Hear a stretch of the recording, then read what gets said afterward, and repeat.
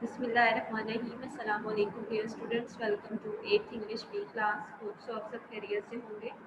बेटा previous lecture में हमने यूनिट नंबर 1 कंप्लीट किया था। आज हम यूनिट नंबर 22 स्टार्ट करेंगे, कंडीशनल सेंटेंसेस।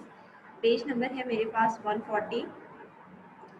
सबसे पहले हमारे पास as usual let's remember exercise दी गई है। Match the if clauses in column A with the outcomes in column B to form complete and meaningful sentences.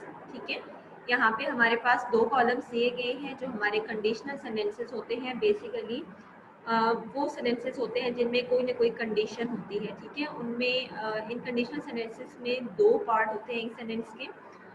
First जो पार्ट होता है सेंटेंस का, उसमें हमारे पास इफ क्लॉजेस होता है। ठीक है, और सेकंड हमारे पास आउटकम क्लॉज होता है। ठीक है, जो इफ क्लॉज होता है वो बेसिकली हमारे पास कंडीशन दी गई होती है कि अगर ये शर्त पूरी हुई तो उसका आउटकम यानी उसका रिजल्ट क्या निकलेगा। ठीक है, अब यहाँ पे भी कॉलम में इसी तरह से एक इफ क्लॉज दिया गया है और एक हमारे पास कॉलम बी में आउटकम क्लॉज दिया गया है। ठीक है, तो सबसे पहले हम इस एक्सरसाइज को कर लेते हैं। एक्सरसाइज में देखिए कॉलम ए में फर्स्ट जो हमारे पास पॉइंट दिया गया है वो क्या है, if you work on the computer for too long. ठीक है, अब हमने क्या करना है कि कॉलम बी से इसका आउटकम देखना है कि इस सेंटेंस का अगर ये कंडीशन फुलफिल होती है तो इसका आउटकम हमारे पास, इसका रिजल्ट क्या निकलेगा। ठीक है, if you work on the computer for too long, तो इसका कॉलम बी में जो एफ पॉइंट है हमारे पास, your eyes will start to hurt. ठीक है, इससे हम इसको ज्वाइन करेंगे। नेक्स्ट हमारे पास है इफ़ यू हीट एयर। ठीक है, नेक्स्ट आप देखिए कॉलम बी में कि हमारे पास दिया गया second last point, it's volume increases.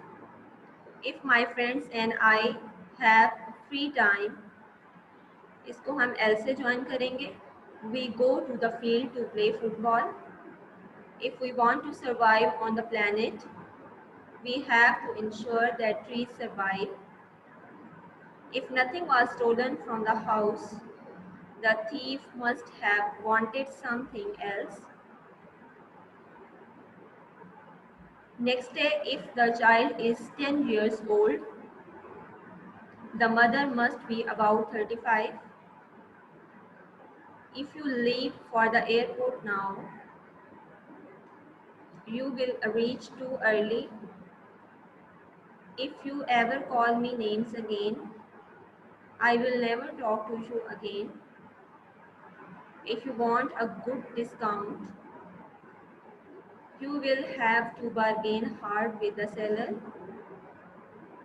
If I had read the newspaper this morning, I would have known about the bus strike. If I were a singer, I would travel around the world to do shows. If we had lots of money, we would buy a nice little house in the hills. ठीक है बच्चों, ये हमारे पास exercise ए थी। Again मैं आपको बता देती हूँ कि आपके जो कंडीशनल सेंटेंसेस होते हैं वो दो सेंटेंसेस पर मुश्तमिल होता है। फर्स्ट हमारे पास इफ क्लास होता है, सेकंड उसका आउटकम होता है। ठीक है, तो नेक्स्ट जो आपके पास यहाँ पे एक्सप्लेनेशन दी गई है ये आप लोगों ने रीड आउट कर लेनी है। अब हम इसकी काइंड्स की तरफ आएंगे। काइंड्स ऑफ कंडीशनल सेंटेंसेस, यानी ये सेंटेंसेस की काइंड्स कौन कौन सी होती है। ठीक है, बेसिकली हमारे पास थ्री काइंड्स होती हैं कंडीशनल सेंटेंसेस की। फर्स्ट कंडीशन में क्या होता है, consider the following example of a real condition sentence. It is also referred to do a type 1 condition. ठीक है, अब इसमें कौन कौन से सेंटेंसेस आ जाएंगे। फर्स्ट हमारे पास है a fact which is considered to be scientific truth और इज वेरीफाइड बाय एक्सपीरियंस। ठीक है, ये हमारे पास रियल कंडीशन होती है, यानी जिसके पूरा होने के मुकम्मल चांसेस होते हैं। ठीक है, इसमें एक तो हमारे पास फैक्ट आ जाते हैं जो कि साइंटिफिकली ट्रू होते हैं या फिर एक्सपीरियंस उन पे ऑलरेडी किया जा चुका होता है और वो वेरीफाइड होते हैं। ठीक है, सेकेंड टाइप जो हमारे पास आ जाते हैं or result which is arrived at by a logical deduction. ठीक है, इसमें भी कोई ना कोई लॉजिक होता है। देन हमारे पास हैबिचुअल सिचुएशन होती है और उसके बाद हमारे पास है प्रिडिक्टेड फ्यूचर रिजल्ट्स। ठीक है, यानी जी जितने भी हमारे पास फैक्ट्स होंगे, ठीक है, इसमें हैबिचुअल सिचुएशन हमने पढ़ी है, लॉजिकल डिडक्शन पढ़ी है, इनके एग्जांपल्स दी गई हैं, आप लोगों ने खुद से स्टडी कर लेनी है।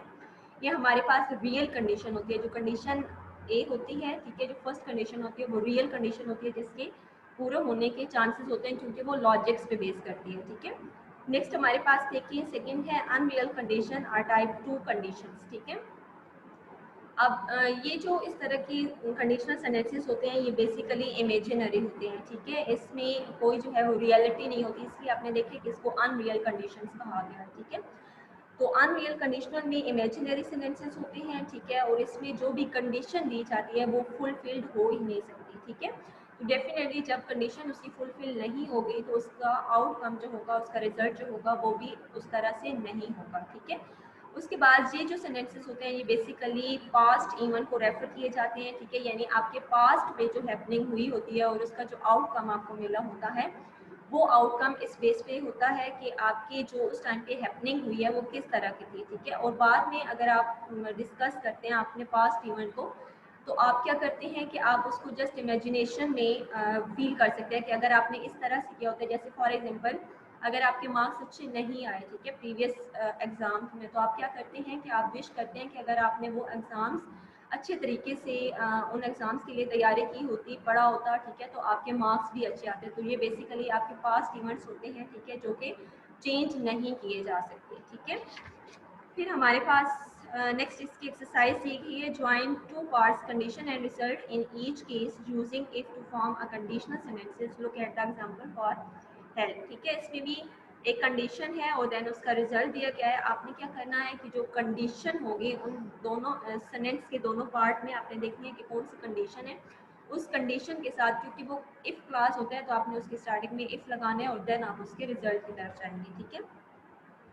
जैसे यहाँ पे देखिए कंडीशन है और उसका रिजल्ट दिया गया। फर्स्ट सेंटेंस है हमारे पास, we want to go on a school picnic this year, the students will have to volunteer to organise it, ठीक है। अब इसमें देखें आपके पास फर्स्ट जो कंडीशन दी हुई है, we want to go on a school picnic this year, ठीक है। इसके स्टार्टिंग में आप क्या करेंगे, इफ पुट करेंगे ताकि ये आपका इफ क्लास बने। इफ क्लास आपका होगा तो देन आपका आगे रिजल्ट शो होगा, ठीक है। तो कंडीशन जितने भी हमारे पास दी हुई है आप लोगों ने इसकी स्टार्टिंग में इफ पुट करना है, ठीक है। उसके बाद हम नेक्स्ट कंडीशन की तरफ आते हैं जो हमारे पास है थर्ड कंडीशन। इस कंडीशन में क्या होता है, read the following sentences, if I had been cloudy when we set out we would have taken our umbrellas.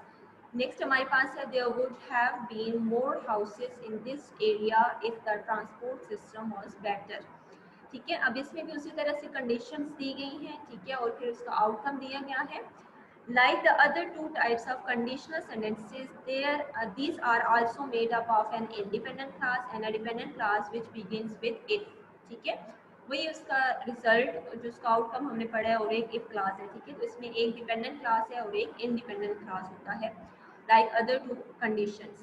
However, in the third condition, if the if clause describes a condition in the past, ठीक है, जो if clause होता है वो हमारे पास past tense में होता है, that did not take place and therefore their possible consequences can only be imagined or referred to with regret, ठीक है। जिस तरह से हमने सेकंड कंडीशन के बारे में पढ़ा है कि ये पास्ट टेंस से बिलोंग करती है, इसी तरह से यहाँ पे जो हमारा सेंटेंस होता है, ठीक है, जो थर्ड कंडीशन बेस्ड पे सेंटेंसेस होते हैं उसमें हमारे पास फर्स्ट जो होता है जो इफ क्लास दिया गया होता है उसमें हमारे पास पास्ट कंडीशंस यूज हुई होती हैं, ठीक है। पास्ट कंडीशंस को हम चेंज नहीं कर सकते, उनको रिप्लेस नहीं कर सकते। तो इस तरह से इसका जो रिजल्ट होता है वो भी जस्ट एक इमेजिनेशन के तौर पे हमारे पास होता है या फिर रिग्रेट के तौर पे, यानी पछतावे के तौर पे, ठीक है।